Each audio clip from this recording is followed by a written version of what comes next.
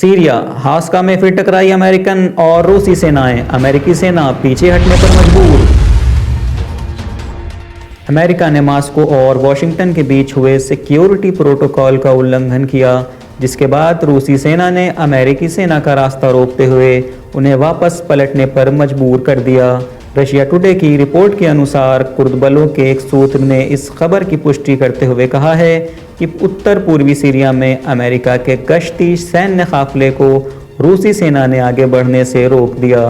रूसी मीडिया की ओर से जारी किए गए वीडियो में देखा जा सकता है कि रूसी सेना ने अमेरिकी सेना के उस काफिले को रोक दिया जिसमें 4 बख्तरबंद वाहन शामिल थे। इससे पहले भी कई ऐसे मौके सामने आए हैं जब सीरिया में अमेरिकन और रशियन सेनाएं आमने सामने खड़ी नजर आई हैं।